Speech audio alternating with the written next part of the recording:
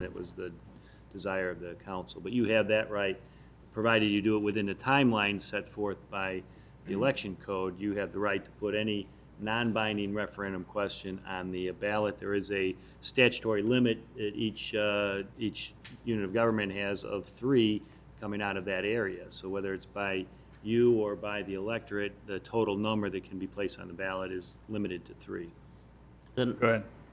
The non-binding referendum, the council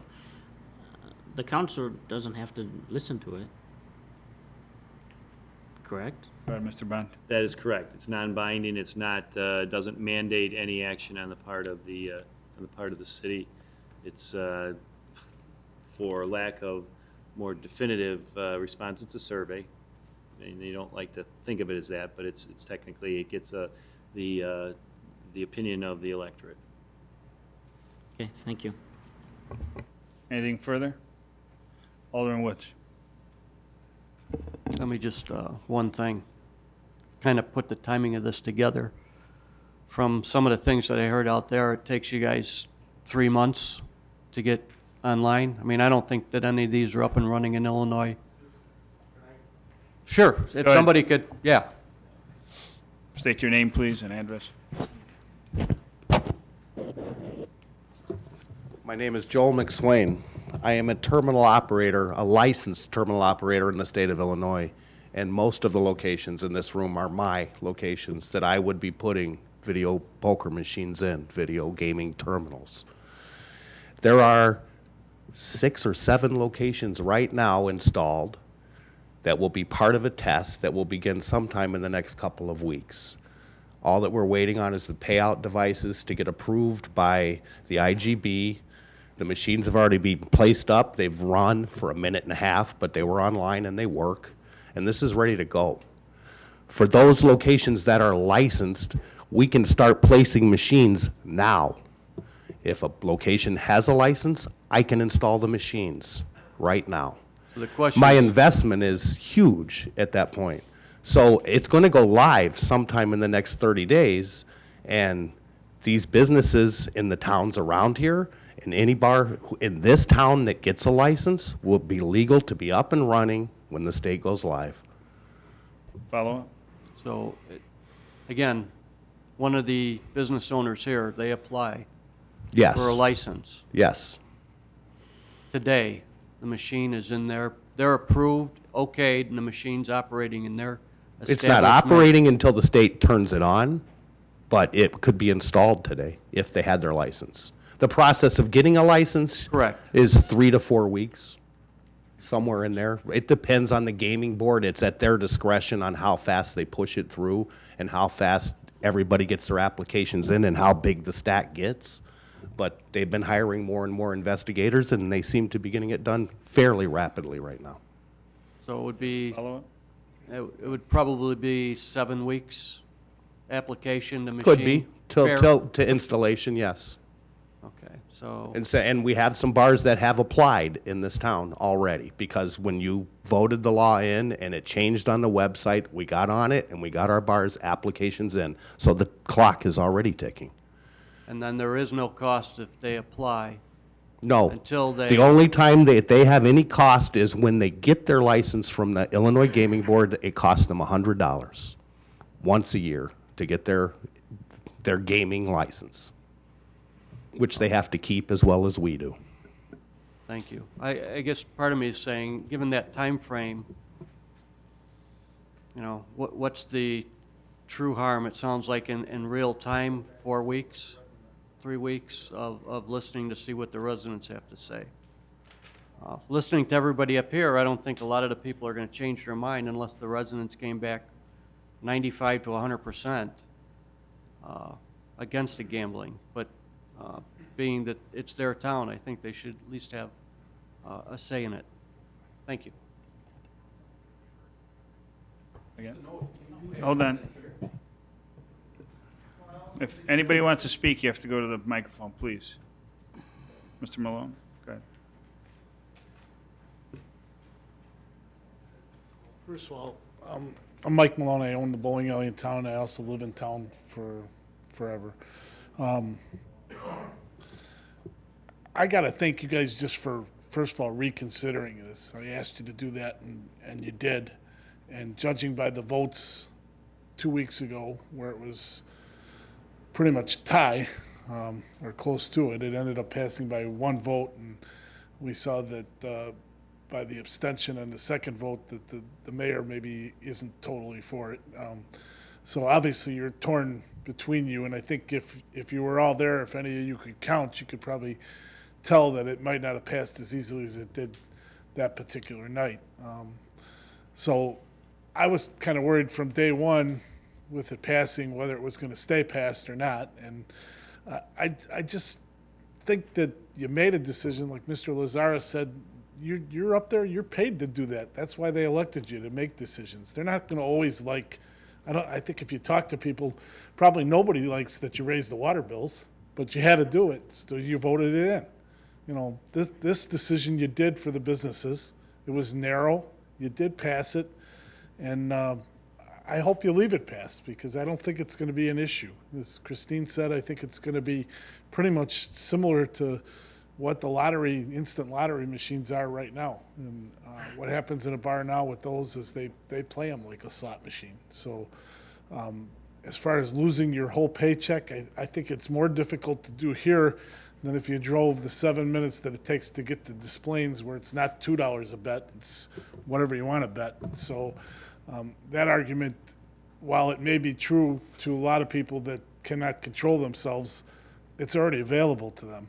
They're there and they're doing it. And like Mr. Lazara said, the seniors are probably the people who do it more than anybody else. I know my parents do. Anyway, like I said, I appreciate you guys have reviewed it, and you even looked into it. And I know for some of you that was very hard. My question, though, I have a couple questions to the point that I'm thinking right now, even though you're going to go ahead with this referendum, if you do, it technically is legal in Wooddale, and we can continue to apply right now. Is that correct? Mr. Bond, that is correct, right? That is correct.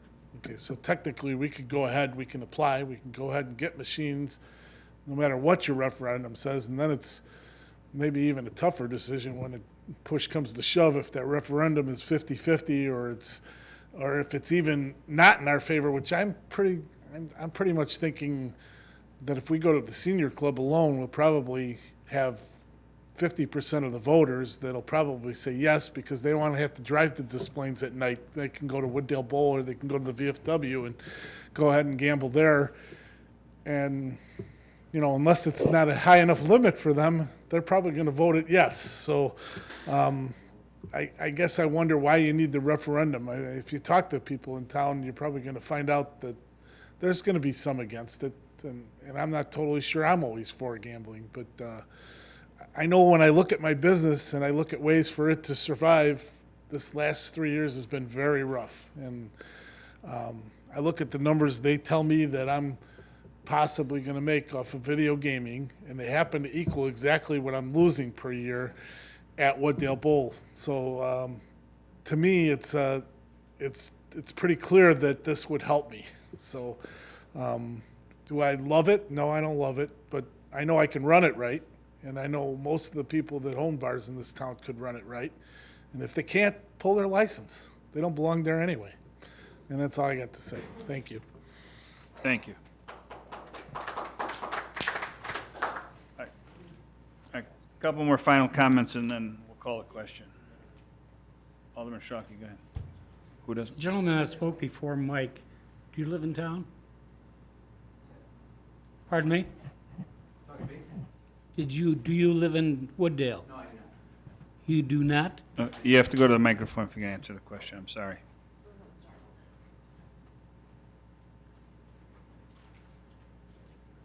No, I don't live in town. I'm representing the American Legion Post, which I was elected commander of. Okay, so That is in it's Wooddale, Illinois. Money for your pocket that you're talking about. Money for the That's veterans. all I wanted to hear. Money for the veterans.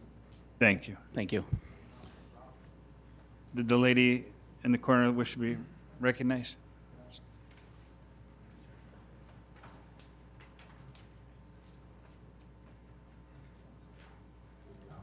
My name is Robin Young, and I'm one of the owners of Crossroads. I think one of the comments, pretty much everything I wanted to say has been said in pieces. But the big one is that the surrounding towns are doing it. If you recall back when the smoking ban went, and it was towns being able to do it, it was Elk Grove on the corner by Thornwood, I believe, they couldn't have smoking anymore, if I'm correct. And it only took 3 months for them to go out of business because they went somewhere else because they could smoke. Well, I really think that not just the taxes from the gambling part that the city would get, which I also believe I've done some of the work with it. It's not 50,000 to 100,000. It's 206,000 it's projected per year, and it would be residual. So it's like every year. Okay, but think of how many of those bars that went out right by the corner of where they could smoke. Well, if Bensonville and Elk Grove are doing the gambling, it's going to hurt us really. It's not going to hurt you. It's not going to hurt the city just for taxes from the gambling, but the taxes from the businesses that you got for their sales of their products. But because that's going to be gone too, so it's going to hurt the public more than your residents more than what you really, if you really look at it that way. And like I said, pretty much everything that I would have said has been said, but I don't think that piece was really brought up of how many that would go under. They really can. We've been teetering, most of us. I don't know. I know I have. That we're like, what can we do? How much more can I take? Much more can we take? Because how far are you going to go down before it comes back? Thank you. Thank you. Alderman Roy Wesley. Mr. Mayor, you said if this went through that there would be hefty fines if they got caught for a violation. Correct? Yes, if it went through, yes. Okay. I know businesses are teeter-tottering on this. Could the American Legions or the VFW or whatever, if they did have a violation, I'm not singling you out or anything, could they afford a fine of $7,000-8,000? Whatever the mayor may put on it, if possible. I just don't want to sit here and say, okay, you got a violation and now you're not going to have nothing because you're not going to be able to pay the fine. I mean, Would you like to make a comment? this is what I'm saying. Is the business going to end up going under then because the mayor because the liquor license put a fine on the business? So, I mean, let's look at it. The city of Wooddale is getting 5% of this, 5%, and the gentleman that just came up is getting 35%, correct? That's correct. Go And the ahead. business Is getting 35%, which is And a lot wait, more than but the 5%. And 25 goes to the state. Yes. So, I mean, So could they afford a big fine if they had video gaming devices because they messed up, which is something that we would help them not do and we would expect them not to do. But yes, they would have some income for a change instead of trying to teeter on the brink of can I stay open or not.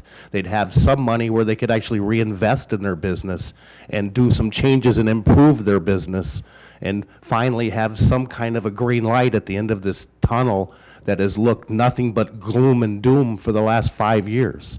So yes, I believe if they were ill-advised enough to make that mistake, to risk losing their gaming license that they struggled and went through background checks and everything to get, and would risk my license at the same time, because if they get caught, I get caught too. It's my responsibility also to make sure that there's no minors playing those machines.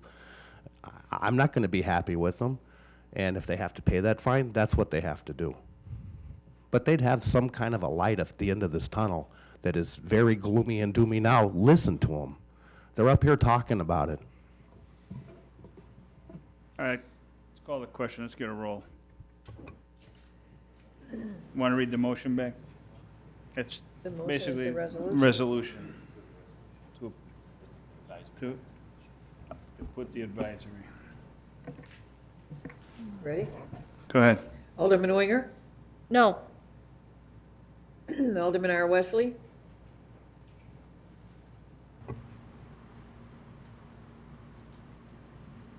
No. Alderman Coles? No. Alderman Woods? Yes. Alderman Sizmarsky? Yes. Alderman Shockey? Yes. Alderman E. Wesley? Yes. Alderman Lazara?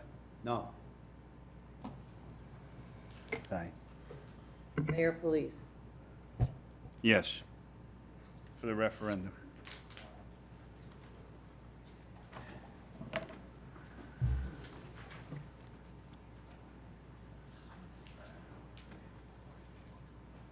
Next up, Public Works, Alderman Eugene Wesley.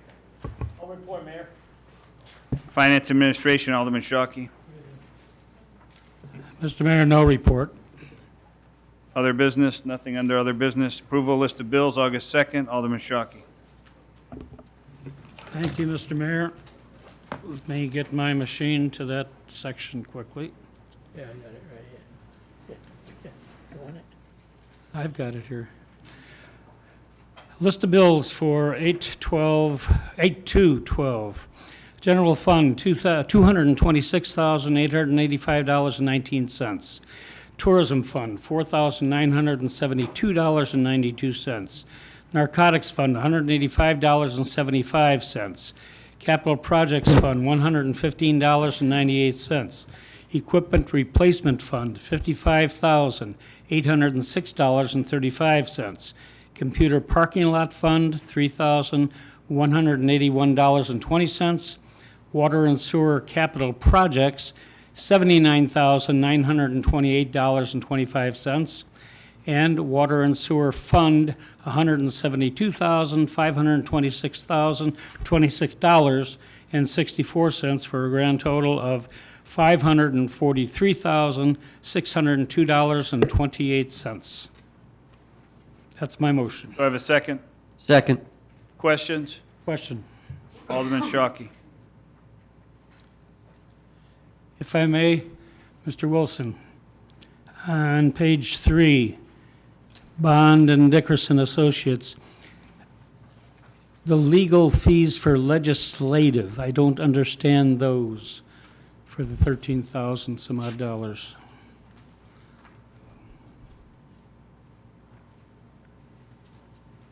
Mr. Wilson. Thank you, Mr. Mayor. By way of it being over $5,000, we conveniently had it available to look at tonight during the rest of the meeting. The legislative section of the bill was 10 full pages long, and the biggest items or most recurring items on there were land acquisition.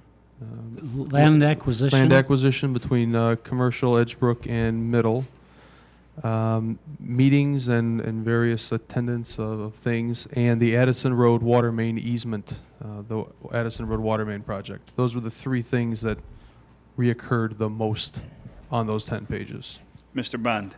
Yeah, what we do is, for budgeting purposes, so each department knows what's being expended, is we have subcategories of the work that we perform on behalf of the city, and it gets slotted into those subcategories.